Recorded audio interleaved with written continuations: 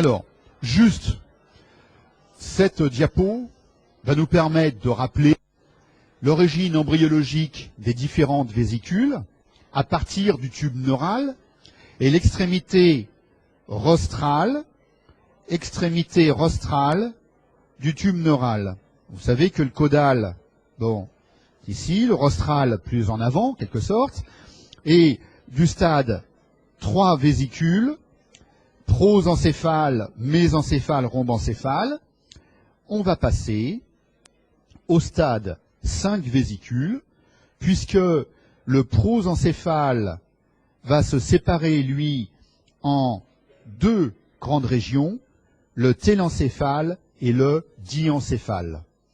Et c'est bien le télencéphale qu'on va étudier aujourd'hui, puisque le télencéphale est à l'origine des hémisphères gauche et de l'hémisphère droit, alors que le diencéphale, lui, reste diencéphale, bien sûr, et on le verra au travers de l'étude des ventricules dans la 3e heure. Le reste, on en a déjà parlé, hein, donc je n'insiste pas. Regardez un cortex cérébral, étudier un cortex cérébral, c'est étudier la surface du cerveau avec ses circonvolutions. On s'aperçoit que cette surface du cerveau, je vais peut-être vous montrer quand même, j'aurais dû mettre une image correspondante. Voilà. En IRM, quand on regarde, en IRM, on s'aperçoit que si on coupe le cerveau, mais vous le savez tous déjà parfaitement, en périphérie, on a de la substance grise, c'est le cortex, et en profondeur, la substance blanche. Je vous en avais déjà parlé.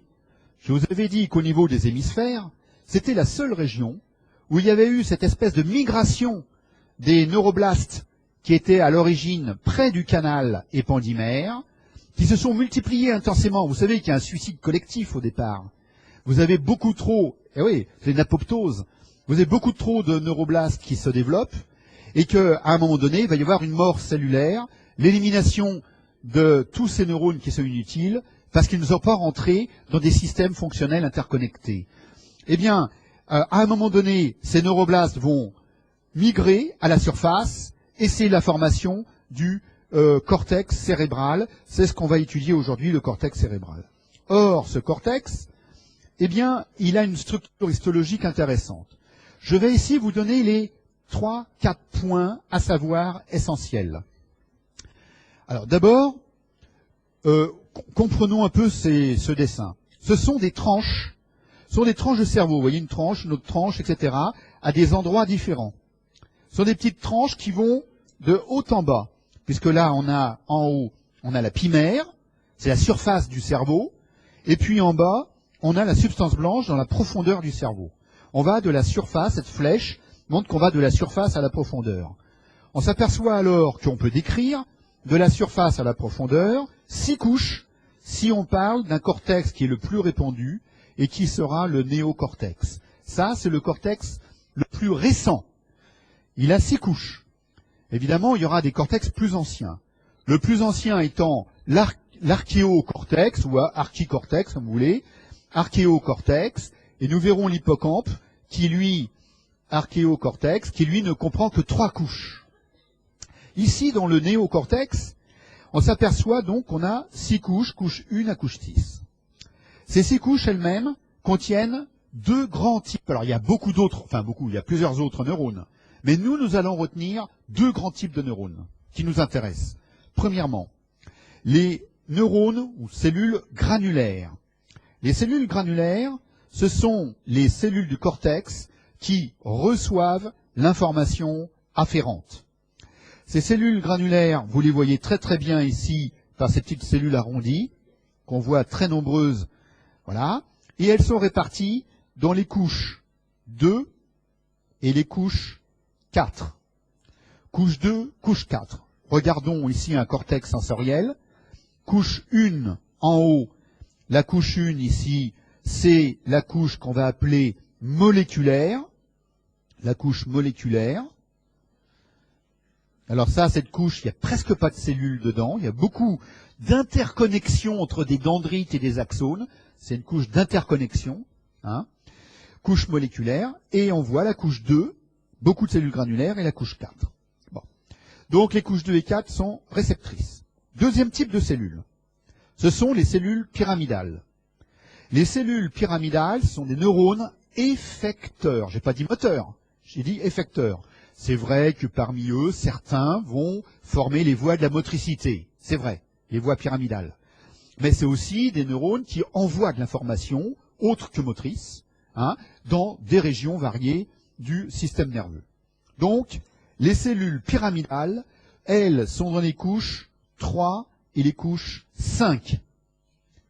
À chaque fois, vous vous apercevez que ces neurones sont répartis dans des couches superficielles, 2 ou 3, ou des couches profondes, 4 et 5. Alors, ceci a une signification. Les couches superficielles, elles ont un rôle, c'est qu'en général, elles contiennent des neurones qui présentent des connexions régionales. Des connexions régionales. Voyez ? Donc, c'est-à-dire que vous avez des fibres qui partent de la couche 2 d'un endroit, du lobe frontal, gyrus frontal supérieur, et puis qui va s'interconnecter avec les neurones qui sont à quelques centimètres plus loin. Alors, ça fait des fibres qu'on appelle en U, souvent, parce que c'est des connexions loco-régionales. D'accord ? Par contre, les couches profondes, elles, vont permettre des connexions à distance.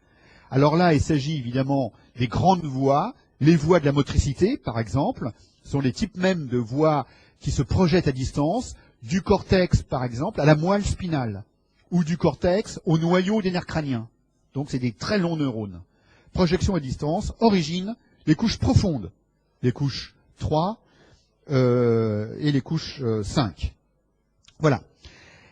Alors, du coup, les histologistes, à une époque où il n'y avait pas d'IRM, il n'y avait pas grand-chose, ont très bien étudié tout ça, ils n'avaient que ça à se mettre sous la main, et des gens comme Brodmann ont commencé à couper le cerveau de manière très très fine et dire attention, telle circonvolution, elle est plutôt à prédominance cellule granulaire.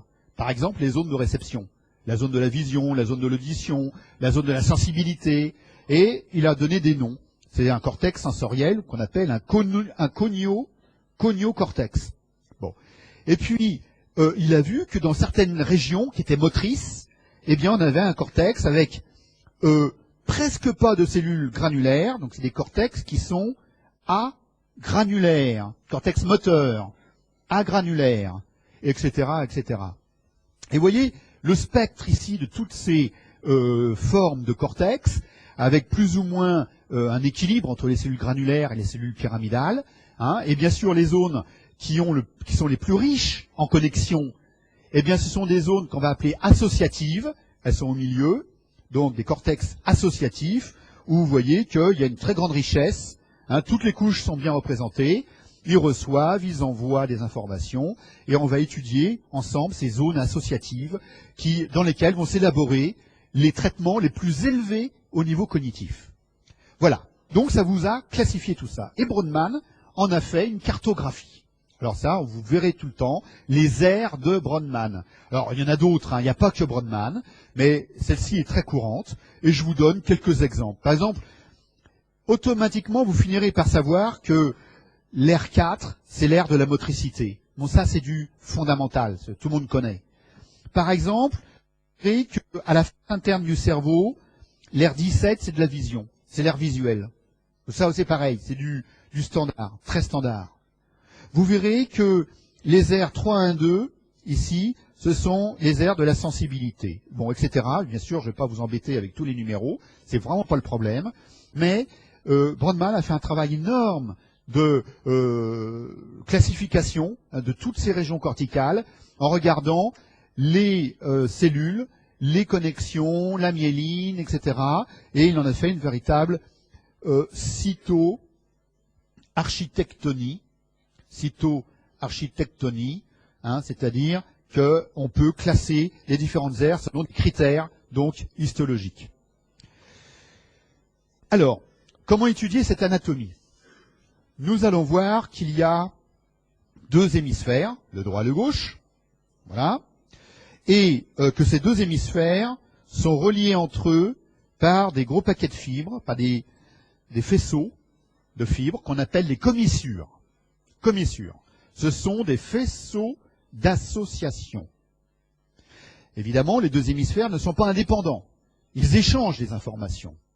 Une commissure extrêmement importante qui va les réunir, que j'ai fait en rouge ici, la petite flèche, j'aurais pu la faire en bleu d'ailleurs, parce que la flèche elle est bleue aussi, eh bien cette commissure, comme la flèche l'indique, c'est le corps calleux, extrêmement important. Ce sont des fibres transversales, des millions de fibres transversales, droite-gauche.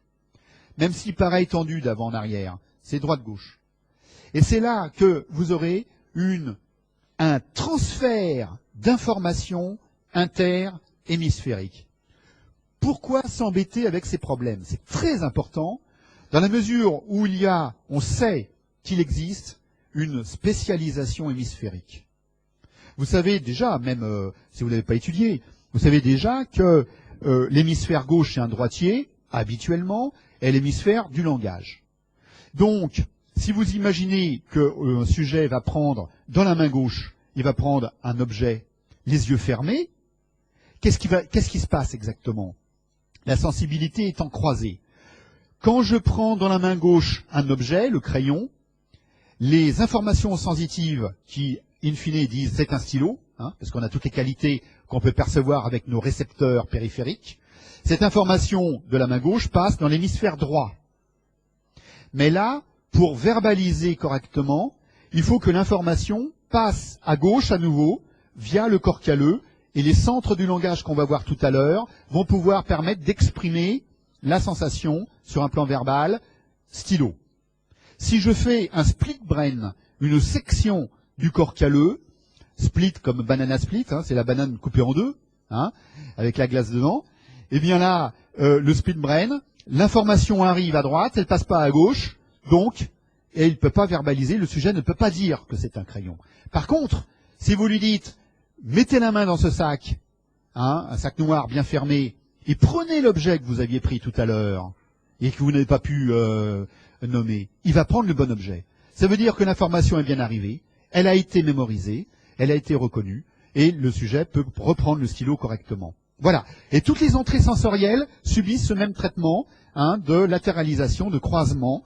Et voilà l'intérêt donc du corps calleux, c'est du transfert d'informations qui est lié en plus à cette spécialisation hémisphérique. Alors, trois faces, qu'on va décrire. Ici, on voit la face médiale. Médiale. Alors, vous verrez parfois le terme de mésial pour le lobe temporal. C'est pareil, c'est la face médiale. Voilà. Il y aura une face inférieure, c'est le cas ici. Et puis une face latérale, bien sûr, c'est la plus importante. Alors, toutes les extrémités, on les appelle les pôles. Pôle frontal, pôle temporal, pôle occipital. Bon. Commençons donc par étudier la face latérale. Donc là, on va être très systématique. Le cerveau, pour se développer, se développe dans un crâne quand même réduit. On n'a pas une grosse tête.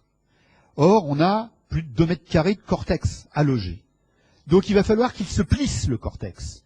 Et donc, d'ailleurs, la majorité de la surface du cerveau n'est pas visible, elle est dans les sillons. Donc le cerveau est plissé. Ces plis donc entraînent la formation de sillons. Alors, les sillons, c'est comme les visages. Tout le monde a une méta-organisation identique, le nez, les oreilles, la bouche, machin, et personne ne se ressemble. Enfin, ou pas trop. Eh bien, dans le cerveau, c'est un peu pareil. Vous avez les grands sillons à peu près constants, mais il y a des variables, mais quand même qu'on va retrouver. Et puis après, il y a une multitude de petits sillons qui, eux, sont quand même très variables. C'est pour ça que regarder un cerveau, surtout maintenant avec les IRM 3D, on fait des reconstructions, comme je vous montrerai. Voilà, déjà, voilà. Là, je vous en montre, là, c'est un cerveau vivant, ça. C'est une IRM reconstruite en 3D. Eh bien, par rapport aux beaux dessins qu'on fait avec les graphistes, c'est toujours plus difficile. Parce que, en plus des sillons assez standards, qu'on va retrouver partout, il y a tous les autres sillons supplémentaires. Et il faut savoir reconnaître, donc, ce pattern, cette organisation générale. Alors, voilà comment. Je vais prendre les sillons les plus profonds, qu'on appelait aussi les scissures, qui vont séparer des lobes. Tout d'abord, ici, le sillon central. C'est un sillon vertical. Le sillon central va séparer le lobe frontal, qui est en avant, du lobe pariétal en arrière. Ce sillon est vertical. Il est au milieu d'une région qu'on va appeler la région centrale, et qui va comprendre en avant la motricité, en arrière la sensibilité. Ça, c'est la région centrale, centrée sur le sillon central. Le deuxième sillon intéressant, c'est le sillon pariéto-occipital. Pariéto-occipital. Malheureusement, sur les coupes, sur la vue latérale, on le voit à peine, très peu marqué. Par contre, sur la vue interne, vous verrez un énorme sillon très très profond, très bien marqué. Donc, le sillon pariéto-occipital, qu'est-ce qui sépare? Il sépare le lobe pariétal en avant avec le lobe occipital en arrière, entre les deux. Voilà. Et enfin, vous avez un troisième sillon intéressant, qui est ici le sillon latéral. Ce sillon latéral qui est horizontal, enfin 10-15 degrés à peu près, hein, qui se verticalise en arrière. Voilà. Ça, c'est le sillon latéral. Il va séparer le lobe temporal en bas avec le frontal et le pariétal en haut. D'accord? Voilà. Donc ça, c'est du fondamental. Et vous verrez que ce sillon latéral est très profond. Très très profond. On va le voir ensemble. Une fois qu'on a placé ces sillons, on vient de déterminer des lobes. Frontal, pariétal, occipital et temporal. On va regarder dans chaque lobe maintenant les plis qui délimitent des circonvolutions, ou gyrus. Donc ici, dans le lobe frontal. Donc dans le lobe frontal, on va commencer par décrire, premièrement, attention, dans le dessin il y a une petite anomalie, enfin un petit détail. Tout d'abord un sillon frontal supérieur, le voici, et un sillon frontal inférieur. Donc supérieur et inférieur. Vous voyez qu'il y en a un troisième entre les deux, c'est un intermédiaire, sillon intermédiaire, c'est une variable. Bon, il est pas constant. Vous allez remarquer que les sillons frontaux, frontal supérieur et inférieur, se divisent ensuite en branches, que je vais faire en rouge, ascendantes et descendantes. C'est là où il y a une anomalie, c'est que le graphiste avec qui on a fait le dessin, j'ai pas corrigé, il a oublié de me faire la petite branche descendante, j'aurais pu la faire après, mais bon. Voilà. Donc les sillons frontaux en arrière se divisent en branches ascendantes, descendantes, et c'est ces branches-là qui forment le sillon pré-central. Sillon pré-central en rouge. Évidemment, en arrière, j'ai toujours le fameux sillon central qui délimite le lobe frontal. Sillon central qui délimite bien le lobe frontal. Voilà. Donc c'est simple. Deux sillons frontaux, supérieur, inférieur. Bon, il y en a un intermédiaire si on veut en plus. Et les sillons frontaux donnent le précentral. D'accord? Ces sillons vont donc délimiter des circonvolutions. Ces circonvolutions, on retrouve les sillons, hein, les sillons de tout à l'heure qui sont là. Le frontal supérieur, le frontal inférieur et puis le précentral. Voilà. Eh bien, ce sont les circonvolutions. Hein, attention, circonvolution, c'est la même chose que gyrus. Et même, vous verrez parfois dans des livres, le pli, hein, c'est pareil, hein, c'est un pli de passage, c'est une circonvolution. Bon. Donc, on décrit F1, frontal supérieur, F2, gyrus frontal moyen, F3, gyrus frontal inférieur. C'est pareil, F1, F2, F3, ou frontal sup, frontal moyen, frontal inférieur. 3 circonvolutions frontales. Tout ça, c'est encore facile, pas de problème. Vous regardez, par exemple, sur un cerveau en 3D, en anatomie, ça c'est une IRM pondérée en T1, acquisition 3D, avec reconstruction. Ici, je devine, voilà, je devine le sillon frontal supérieur, je devine le sillon frontal inférieur, ici, voilà, et sûrement un intermédiaire à ce niveau-là. Bon. Et puis là, on voit très bien qu'il y a des structures qui sont verticales. Ça, c'est le sillon central. Et en avant, on a un gyrus précentral et en arrière, un gyrus post-central. Et le tout communique entre les deux. Vous voyez? Donc on va y revenir. C'est ce qu'on voit ici. Un gyrus précentral et un gyrus post-central. Et le tout communique sous le sillon central. On va y venir tout de suite. Regardez. Ah non. Pas. Voilà. Ici. Donc, par rapport au sillon central et au sillon précentral, le gyrus qui est en avant du sillon central, c'est le gyrus précentral. Alors, ce gyrus précentral, il est essentiel. Pourquoi? Il est à l'origine des neurones qui se projettent vers la moelle spinale et vers le tronc cérébral, vers les motoneurones. C'est la voie cortico-spinale et cortico-nucléaire. Voilà, la voie de la motricité. Alors bien sûr, il n'est pas le seul à fournir ces projections descendantes, mais c'est la fameuse R4 de Brodmann qui est quand même très importante.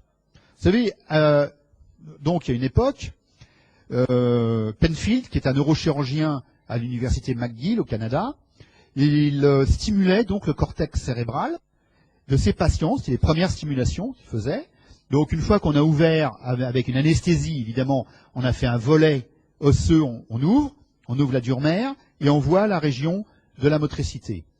On peut réveiller, bon là c'est même pas la peine de réveiller le malade parce que là c'est pas des sensations qu'on lui demande, mais on peut stimuler en tous les cas le cerveau. Je rappelle que le cerveau n'est pas innervé.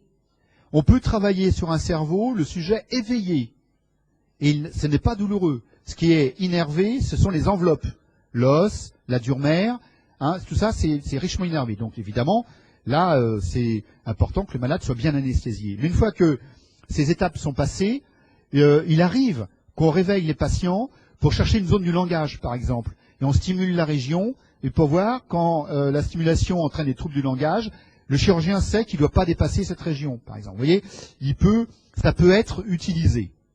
Alors, cette région-là, l'R4, eh bien, quand Penfield stimulait la partie basse, on avait ici la représentation de la face, la langue, la bouche, etc. Lorsqu'il stimulait la partie moyenne, voilà, ici, eh bien, il avait la main et le membre supérieur. Et dans la main, c'est la pince pouce-index. Et lorsqu'il stimulait la partie haute, c'était le bras et le tronc, la partie proximale. Voilà. Donc, pour vous, c'est fondamental. Parce que cette partie du cortex, toute cette face latérale, elle est vascularisée par une artère, qui est l'artère cérébrale moyenne. Or, cette artère cérébrale moyenne, elle prend en charge toute la vascularisation de cette face latérale. Cette artère cérébrale moyenne, c'est celle qui va se thromboser le plus facilement. Il y a un flux préférentiel, donc les infarctus qui sont dans le territoire de la cérébrale moyenne sont les plus fréquents. Or, dans ce territoire, on a la motricité sur le plan brachiofacial, mais pas le membre inférieur. Donc les patients vont avoir des déficits moteurs liés à l'atteinte de la face latérale de cette région, le gyrus précentral. C'est ce qu'on va appeler une paralysie brachiofaciale. La face et le membre supérieur, brachiofacial. Voilà, très important. Alors, j'enlève mes petites annotations. Et voilà le petit homonculus de Penfield, avec la face, la main, le membre supérieur, le tronc. Et en fait, le membre inférieur, ça sera sur l'autre face, la face interne, où on a l'origine de la motricité du membre inférieur, la commande centrale de la motricité du membre inférieur. Enfin, un autre point important, c'est sous le sillon, vous avez une communication entre le gyrus pré et le gyrus post-central. Cette communication, ce pli de passage, ça s'appelle l'opercule, c'est une région operculaire, l'opercule rolandique, qu'on appelle encore le gyrus subcentral, c'est la même chose. Donc l'opercule rolandique. Je vous donne ce nom qui est un peu ancien, mais vous verrez partout traîner les syndromes operculaires. On vous dira que c'est l'opercule rolandique. Quand on a une atteinte, une ischémie dans cette région, c'est la motricité de la face et la sensibilité de la face qui est atteinte dans les syndromes operculaires. Puisqu'on a vu la somatotopie. La somatotopie, c'est comment la commande motrice se répartit sur le cortex. D'accord ? Regardez par exemple en IRM fonctionnel, ici, on demande au sujet, là, vous savez que l'IRM c'est toujours à l'envers, c'est-à-dire que la droite est à gauche et la gauche est à droite. Là, on a demandé au sujet de bouger la main, hein, la main droite, et on voit apparaître ici une activation sur la région donc gauche du gyrus précentral. Alors, maintenant, il me reste plus qu'au niveau de F3, un petit détail, F3, enfin un petit qui a de l'importance. F3, c'est en dessous du sillon frontal inférieur. Eh bien, F3, toute cette partie est séparée en par deux sillons. Ces deux sillons nous donnent trois régions. Alors, la première région, c'est la partie orbitaire de F3. Bon, je passe. La deuxième, comme la forme l'indique très clairement, c'est la partie triangulaire de F3. Bon, ça aussi, ça par contre, c'est très utile quand on regarde un cerveau 3D ou en dissection, hein, parce qu'on la voit très bien. Donc ça permet de bien se repérer dans le cerveau et savoir où est le sillon frontal inférieur. C'est utile. Mais par contre, ce qui est très important, c'est que la dernière partie, c'est la partie operculaire, OP. Pourquoi operculaire? Parce que comme vous le voyez, cette partie-là, elle est en avant de l'opercule rholandique. Or, qu'est-ce qu'il y a dans l'opercule rholandique? Là, la motricité de la face. Or, Broca a un jour eu un patient qui a présenté une aphasie brutale, une aphasie de type motrice, c'est-à-dire qu'il comprenait parfaitement ce qu'on lui disait, mais il avait une très forte réduction du langage, donc c'était moteur comme sémiologie, et après le décès du patient, il a remarqué une ischémie localisée dans cette région, qu'on appelle depuis l'aire de Broca, c'est la partie operculaire de F3, pour l'hémisphère majeur pour le langage, bien sûr. Alors, par exemple le gauche, hein, si c'est un droitier, dans la configuration la plus habituelle. D'accord? Voilà. Donc, F3, vous retenez, R de Broca, c'est la partie operculaire de F3, juste en avant de la région de la motricité de la face. Et c'est les aphasies motrices. Voilà. Voilà pour le lobe frontal. Mais tout ça, c'est bien, c'est de l'anatomie, c'est un peu de fonctionnel, mais ça ne donne pas une réalité de ce lobe frontal. Le lobe frontal, sur le plan fonctionnel, c'est dommage, mais c'est comme ça. Il n'est pas du tout organisé en bloc orienté d'avant en arrière, comme ça, pas du tout. Il est plutôt organisé en bloc d'avant en arrière, mais voyez, comme ça. Alors je vais vous montrer les trois grandes régions qu'il faut connaître dans ce lobe frontal. Tout à fait en avant, avec la région du pôle, donc toute cette région-là, ça va être la région qu'on va appeler préfrontale.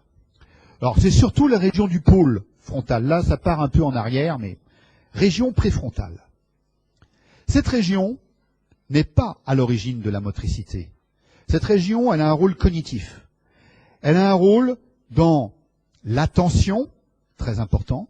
Tous les phénomènes attentionnels sont à l'origine de plein d'activités cognitives. Si l'attention est diminuée, il y a toute la partie cognitive qui, du coup, se retrouve très perturbée. Donc, attention, mémoire de travail, tout ça vous reverrez plus tard, bien sûr, hein, mais c'est important. Donc, il y a des stockages temporaires de certaines données qui passent par là avant que donc le système cognitif se mette complètement en route. Et puis, vous avez aussi un rôle dans le jugement, dans le raisonnement, par exemple, et dans les comportements. Quand vous ferez les syndromes frontaux, le syndrome frontal en sémiologie que vous allez faire bientôt, vous verrez que le malade qui a des lésions frontales, un syndrome frontal, va avoir d'énormes troubles du jugement ou du raisonnement. Hein, on vous parlera de critiques d'histoire absurde, par exemple, du genre, il y a des accidents qui ont lieu à la SNCF, on fait une enquête, et puis on s'aperçoit que c'est le dernier wagon qui est toujours accidenté, donc la SNCF décide de supprimer le dernier wagon, donc il n'y aura plus jamais d'accident sur les trains. Qu'est-ce que vous en pensez? Bah ouais, c'est formidable, si on enlève le dernier wagon, évidemment il n'y aura plus d'accident, donc il y a un jugement tout à fait perturbé qui peut survenir. Voilà, donc vous voyez, c'est une partie quand même assez cognitive. Je recule d'un cran. Alors ça, c'était sur F1, F2, F3 hein, quand même. Vous voyez, c'est très transversal là. Et puis, je recule et on est maintenant dans la région qu'on appelle prémotrice. C'est fini. On rentre dans l'organisation de la motricité. Les aires prémotrices. Sur F1, F2, F3, pareil.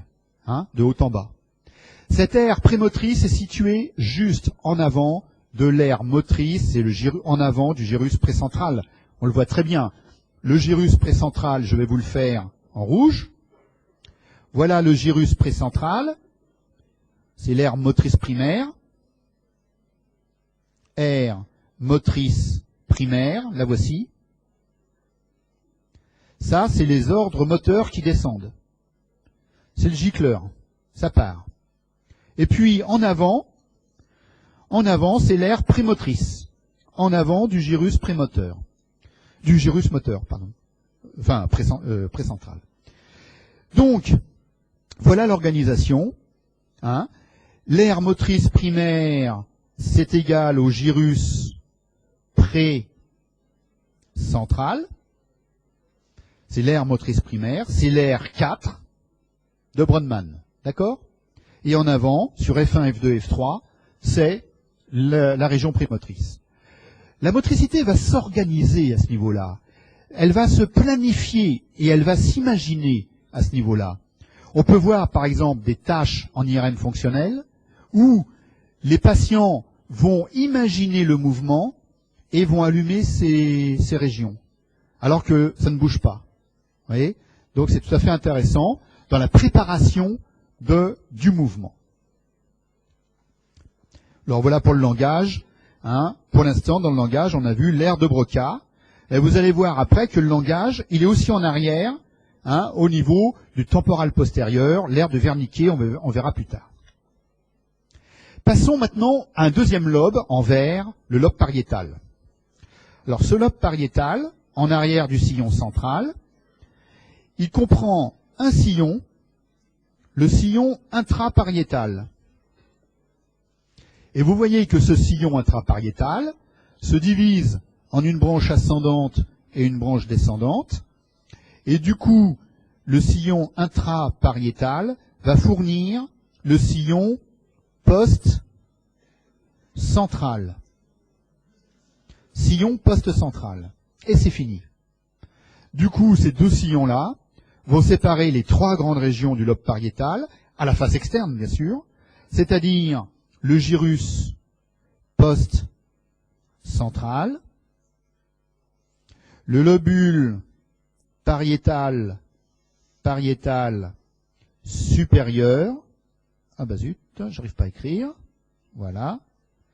Attendez, j'ai un petit souci parce que j'ai dû appuyer sur le clavier en même temps.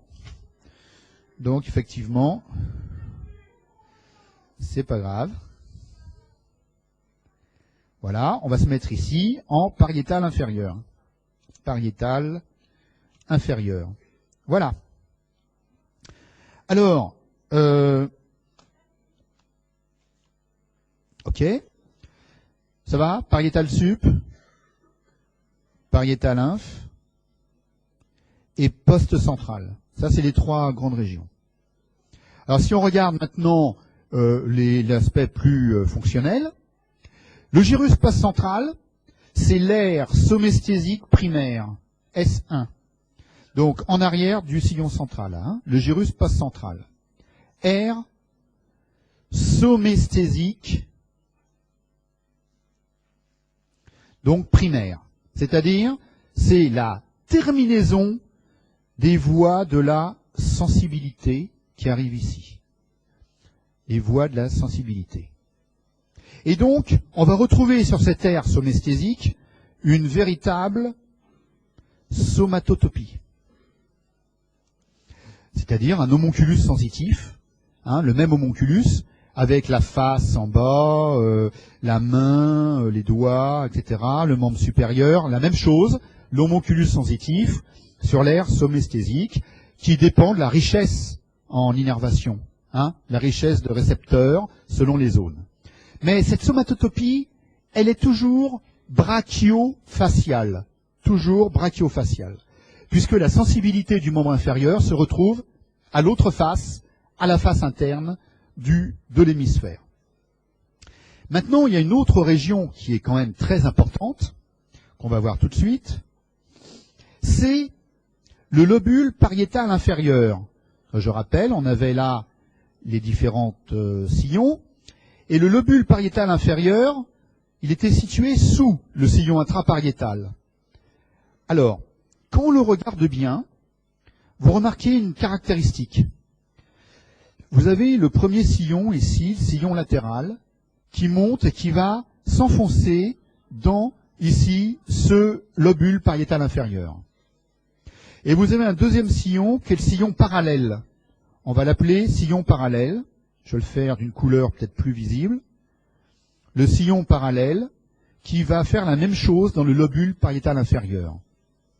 Et on va donc distinguer deux sous-régions dans ce lobule pariétal inférieur. La première, c'est le pli de passage, le gyrus de passage, le pli de passage qui est moulé ici à la terminaison du sillon latéral.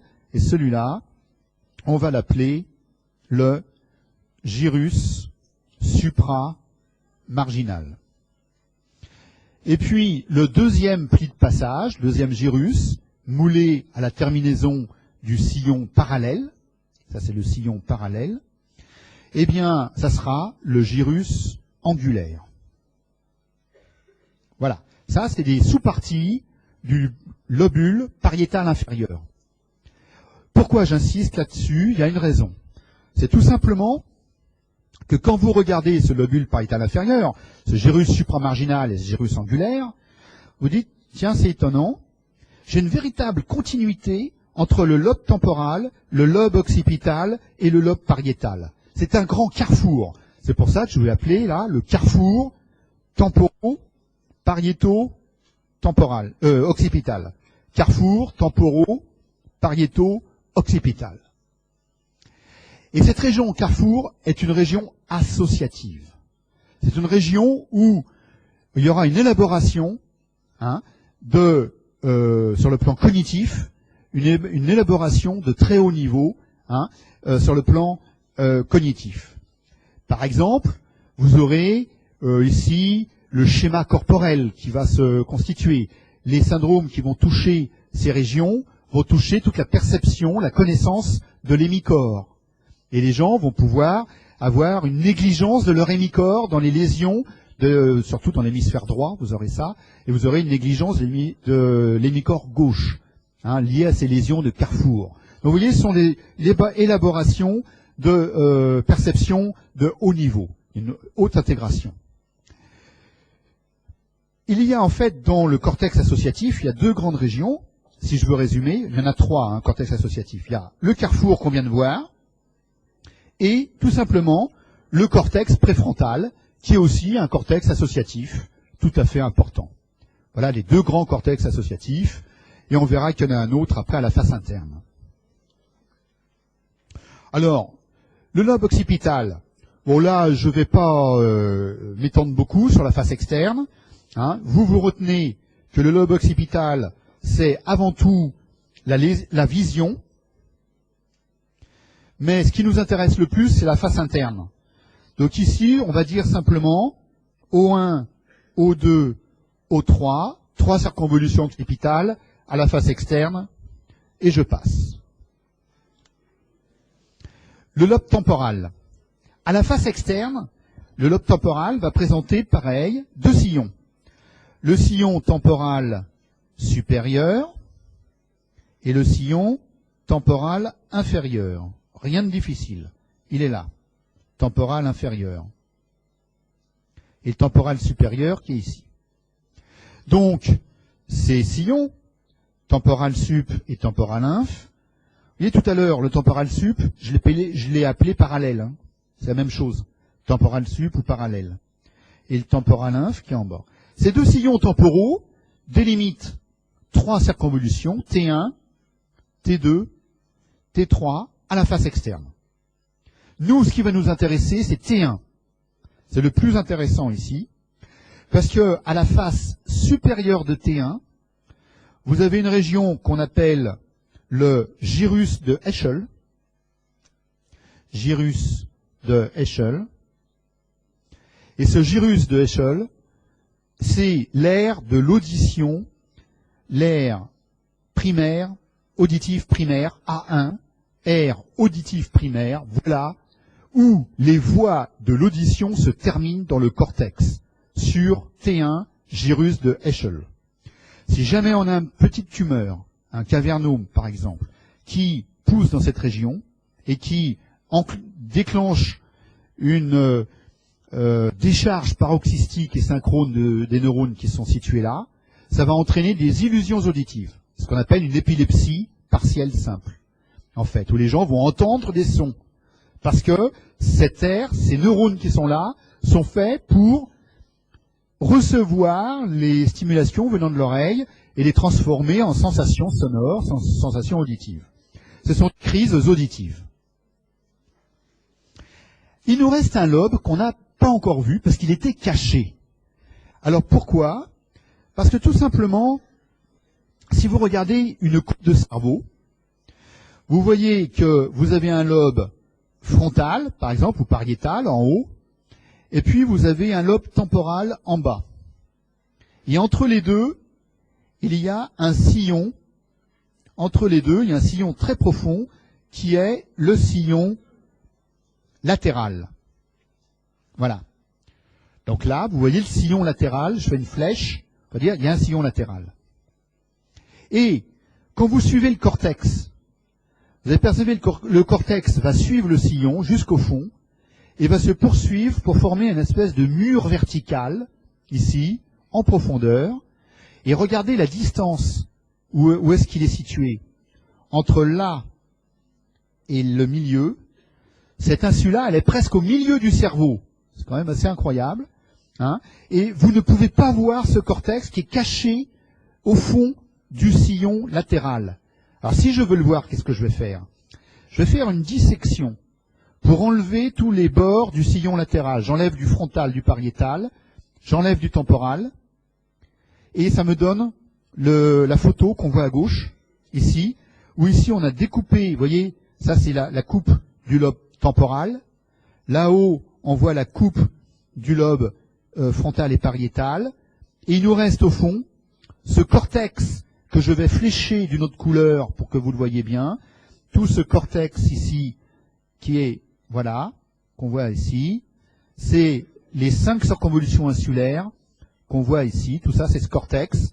C'est le lobe de l'insula avec 5 circonvolutions insulaires. Certaines crises d'épilepsie peuvent prendre leur point de départ au niveau de l'insula. Et certaines montrent alors des signes de sensation épigastrique ascendante, hein, qui montrent que l'insula a aussi un certain rôle de contrôle végétatif. Donc tout ça, vous reverrez par la suite. Ce dessin nous montre la coupe du cortex frontal, du cortex pariétal, et c'est tout. Donc du coup, il nous montre le dessus, la face supérieure de T1, avec les circonvolutions de Heschel, voilà, hein, qui sont horizontales, comme ça, et puis les 5 circonvolutions insulaires tout au fond. Voilà. Mais le mieux, c'est la dissection, je trouve. On voit beaucoup mieux, on comprend beaucoup mieux. Bien. Alors, il nous reste la face interne, et on terminera là-dessus. Sur la face interne, il y a la face interne et la face inférieure. La face interne, on va essayer quand même de la faire bien, parce que elle va nous intéresser par la face interne du lobe temporal. On va voir que dans le lobe temporal, il y a la 5e circonvolution temporale, qui est très souvent le siège de crise d'épilepsie. Épilepsie de la face interne du lobe temporal, ou de la face mésiale. C'est pour ça que c'est quelque chose de très intéressant.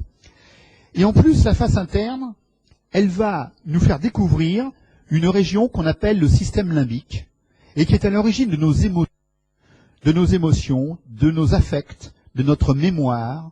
Et donc, c'est une région tout à fait intéressante. Je vous ferai un topo, un cours sur le système limbique, donc, plus tard. Alors, posons d'abord sur la face interne les grands sillons. Le premier sillon, je vais faire en rouge. Le premier sillon, alors d'abord, vous avez reconnu le corps calleux, hein, la commissure qui réunit ici les deux hémisphères. Donc, tout d'abord, on va poser le sillon singulaire. Voilà, le sillon singulaire. Vous voyez que ce sillon est parallèle au corps calleux et qu'il va délimiter un premier gyrus en dessous qu'on appelle le gyrus singulaire. Gyrus singulaire. Vous voyez que ce sillon remonte verticalement et qu'il va se terminer en arrière d'un autre sillon qu'on a vu tout à l'heure, mais là on voit à peine, il est très peu marqué. Je vais vous faire une petite flèche, peut-être d'une couleur différente pour que ce soit plus évident. Cette petite virgule que vous voyez là-haut, là, eh bien, sous la flèche bleue, c'est la face interne du sillon central. Sillon central, vous vous rappelez, qui séparait le gyrus pré-central du gyrus post-central, de la motricité en avant, de la sensibilité en arrière. Mais comme nous sommes à la face interne, eh bien, ici, c'est la sensibilité, la motricité du membre inférieur, contralatéral, évidemment, puisque tout est croisé. Donc voilà pour le sillon central, c'est fait. Le sillon singulaire, c'est fait. Il nous reste alors le fameux sillon pariéto-occipital que je vous avais dit, on le voyait très peu à la face externe, et là on le voit très très bien à la face interne, pariéto-occipital, qui va se réunir avec une autre scissure qui est fondamentale ici, qui est la scissure calcarine, que vous voyez ici. Pourquoi j'insiste sur la scissure calcarine? C'est simplement que sur les deux berges de la scissure calcarine, on a la terminaison des voies de la vision. Les voies de la vision, c'est les radiations optiques. Terminaison des voies de la vision. C'est l'air 17. Scissure calcarine. Terminaison des voies de la vision. Quand vous avez une lésion là de cette scissure, la moitié de votre champ visuel va disparaître, à droite ou à gauche selon le niveau. Et vous aurez alors une hémianopsie. Le an qui est privatif et opsie de la vision. Une hémianopsie latérale homonyme, soit tout le côté gauche, soit tout le côté droit, pour l'œil gauche et pour l'œil droit. Hémianopsie latérale homonyme. Tout ça, bien sûr, sera refait. Voilà pour les principaux sillons. Alors maintenant, on va regarder les circonvolutions qui correspondent. Alors, premièrement, F1, c'est la face interne du lobe frontal. Ici, hein, c'est le gyrus frontal médial. C'est la face interne du frontal. Évidemment, plus en arrière, vous avez le gyrus pré et le gyrus post-central. Il y a le sillon central entre les deux. Et pré-central, post-central, c'est motricité, sensibilité du membre inf. D'accord? Voilà. Ensuite, on recule. On a dans cette région ici, jusqu'au sillon pariéto-occipital, ça c'est ce qu'on appelle le précuneus. Précuneus. Donc ça c'est la face interne du pariétal, hein, c'est du pariétal. Précuneus égale pariétal, face interne du pariétal. Hein, c'est assez banal parce que vous avez le poste central, c'est du pariétal, puis précuneus, toujours du pariétal, et on arrive dans l'occipital. Alors l'occipital, O6, qu'on appelle le cuneus, parce qu'il a une forme en triangle, en coin, cuneus. D'accord? 6. Et vous voyez ensuite, sous la calcarine, vous voyez O5 et O4. Voilà. Bon, O3, on ne le voit pas vraiment parce qu'il est tous les numéros 3, F3, O3, T3, sont tous aux limites entre les faces externes et faces inférieures, les trois. Hein. Ils sont aux frontières avec la face inférieure. Eh bien là, vous remarquez une chose, c'est une véritable continuité entre le lobe temporal et le lobe occipital. À un tel point qu'on va appeler les sillons temporo-occipitaux, médial et latéral. ou les gyrus temporo-occipital. On peut leur donner ces noms, parce que c'est T4 au 4, T3 au 3, T5 au 5. Il y a des continuités à la face interne entre l'occipital et le temporal. Donc quand on arrive au lobe temporal, il nous reste donc à décrire T3, T4 et T5. Bon, ben voilà, c'est fait. T3, T4, T5. Et je vais m'attarder sur T5, parce que de très nombreuses crises d'épilepsie peuvent démarrer de ce lobe, de cette cinquième circonvolution temporale, et que dans la maladie d'Alzheimer, il y a une atrophie bien marquée qui commence en général sur ces régions de la cinquième circonvolution temporale. Alors regardons de plus près. La cinquième temporale, vous l'avez ici, voilà, sur la face médiale, T5.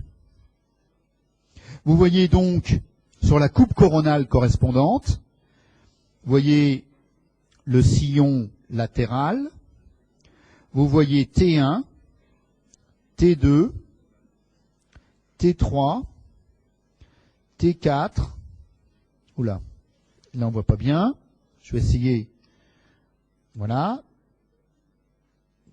ah c'est trop petit là, bon, attendez, voilà, je vais faire une flèche, ça sera mieux, parce que là, comme c'est un peu petit, c'est quand même difficile, voilà, T4, et T5, c'est toute cette région ici. On va la grossir. Je vais la grossir en histologie et je la grossis en IRM, pondéré en T1. Alors, vous voyez le tronc cérébral ici. Ça, c'est du mésencéphale et ça, c'est du pont. Oula. Toc. Petite marche arrière. Voilà. Du mésencéphale et du pont. C'est ce qu'on voit ici. D'accord ? Alors, attention. Ici, vous avez, c'est un peu, il faut bien regarder, c'est pas évident, mais après, bon, c'est pas si difficile que ça. Vous avez le sillon entre T4 et T5. Le sillon entre T4 et T5. Il est là. C'est-à-dire le sillon collatéral. Sillon collatéral. Ensuite, vous voyez que ce sillon collatéral, qu'on le voit en IRM ici, sillon collatéral, il va nous délimiter la cinquième temporale ici. Cette cinquième temporale, elle présente deux étages. Le premier étage, c'est celui-ci. Ça, c'est le gyrus para-hippocampique. Voilà. Tout ça, c'est le gyrus para-hippocampique. Voilà le cortex du gyrus para-hippocampique. Et puis, vous avez le deuxième étage qui est séparé par un sillon. Voilà le sillon qui est là. Ce sillon, c'est ce qu'on appelle la fissure hippocampique. Donc, deux étages. L'étage du bas, c'est le gyrus para-hippocampique. Et l'étage du haut, c'est l'hippocampe proprement dit. Hi2P, hippocampe. Alors, voici maintenant l'hippocampe. Regardez le cortex de l'hippocampe ici, qui est en train de s'enrouler ici, au-dessus de la fissure hippocampique. Ça, c'est l'hippocampe, proprement dit. Donc, vous voyez qu'il y a une fissure, ici au milieu. En dessous de la fissure, c'est tout le cortex, c'est le gyrus para-hippocampique. Et au-dessus de la fissure, c'est le cortex de l'hippocampe. D'ailleurs, ce cortex de l'hippocampe se termine sur une petite zone de cellules. En noir, là, ce sont des cellules granulaires d'ailleurs. Et ça, c'est ce qu'on appelle le gyrus denté. C'est la partie qui reçoit les informations de l'hippocampe. Le gyrus denté. Dentatus en latin, on peut dire denté. Gyrus denté. Parce que parfois, notamment dans les ouvrages anglo-saxons, c'est la terminologie latine souvent que vous retrouvez. Donc à ce moment, gyrus dentatus. Ce gyrus denté reçoit les informations destinées à l'hippocampe. Le voici. Voilà. Voilà donc le lobe temporal avec la cinquième temporale divisée en 2 étages.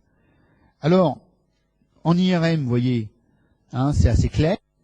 Vous avez l'étage du dessus, le voici. Voilà, tout ça c'est l'hippocampe, hein, où le cortex va redescendre comme ça, à l'intérieur du gyrus denté, hein, et l'étage du dessous, c'est le gyrus parahippocampique. D'accord? Cette zone peut s'atrophier dans les épilepsies temporales, et on le voit très bien à l'IRM, les atrophies de l'hippocampe, et de même dans la maladie d'Alzheimer. Il y a un autre point, alors voilà, hein, pour vous montrer un peu en image tout ça, parce que c'est quand même important, sauf que là le temps est de plus en plus court. Première chose que je voulais vous montrer, bon ça c'est le dessin qu'on a vu tout à l'heure, hein, c'est la même chose, hein, le gyrus parahippocampique en dessous, l'hippocampe au-dessus. Ce que je voulais vous montrer, c'est que la cinquième temporale que vous voyez là, vous voyez qu'en avant, qu'est-ce qu'elle fait? En avant, elle se recourbe en crochet. Alors, ce crochet qui est là, en latin, ça se dit incus. Voilà, donc ce crochet, c'est l'incus de l'hippocampe. C'est T5 qui se recourbe vers l'arrière. La partie antérieure de T5 qui se recourbe vers l'arrière. Incus de l'hippocampe. Et vous regardez dans une coupe sagittale, vous avez ici le plan sagittal qui correspond à la coupe d'en bas. Je fais une coupe dedans, et qu'est-ce que je vois? Je vois que en avant et en arrière, là, en avant, mon hippocampe qui est longiligne, comme ça, hein, on le voit bien l'hippocampe là. Regardez, en IRM, on voit l'hippocampe, et tout d'un coup, l'hippocampe qui s'enroule vers l'arrière, et cet enroulement postérieur, c'est l'incus de l'hippocampe, et en IRM, vous le voyez très bien. Vous voyez alors, juste en avant de l'hippocampe, qu'il y a un autre noyau qui est juste en avant. Eh bien ça, c'est le noyau qu'on appelle amygdale. Complexe, le complexe amygdalien ou amygdaloïde, si vous voulez, complexe amygdaloïde, ou l'amygdale, hein, si vous voulez, voilà, qui est en avant de l'hippocampe, à l'intérieur de l'incus de l'hippocampe. Voilà. Vous voyez, c'est assez compliqué, une anatomie assez fine, mais c'est une anatomie de tous les jours. Une anatomie, lorsque on fait un bilan d'une épilepsie temporale, il faut toujours regarder la cinquième circonvolution temporale si on suspecte une épilepsie de la face interne du lobe temporal. Voilà. Et enfin, et là c'est en secondes, et ça sera fini, vous inquiétez pas. Sur la face inférieure, c'est juste 3 secondes. Je vais m'occuper essentiellement de la face inférieure du lobe frontal. Alors là, c'est relativement facile. La face inférieure du lobe frontal, et on fera une pause, hein, eh bien, vous avez un sillon qu'on dit en H. Voilà. Voilà le sillon en H. Et un sillon olfactif. Alors, le voici. Sillon olfactif. Sillon olfactif. Le sillon en H. Et du coup, on va voir tous les gyris qui sont délimités. Alors, on les fait vite fait. Tout d'abord, le premier gyrus qui est le plus interne, en dedans du sillon olfactif. Ça, vous voyez, il est tout droit. On l'appelle gyrus rectus. Gyrus rectus. Voilà, celui-là. En dedans du sillon olfactif. Où il y a le nerf, hein, vous avez vu le nerf olfactif dessus. Ensuite, vous avez en dedans du H. Vous avez le gyrus orbitaire médial. C'est d'une évidence après totale, parce que c'est médial, latéral, et entre les deux, il y a l'antérieur postérieur. Alors, le médial en bleu, gyrus orbitaire médial.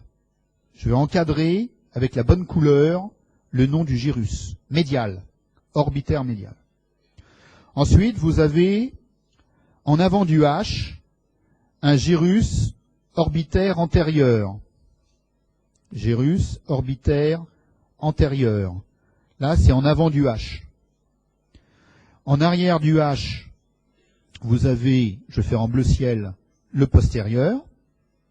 Gyrus orbitaire postérieur. Et en dehors du H, évidemment, c'est le latéral. Donc, en dehors du H, je vais le faire en rouge, par exemple, c'est le gyrus orbitaire latéral. Et voilà. Donc, orbitaire médial, latéral, et entre les deux, il y a l'antérieur et le postérieur. C'est tout. D'accord? Voilà. Donc, je termine là-dessus. On fait à nouveau une petite pause. Et après, je vous parlerai des ventricules.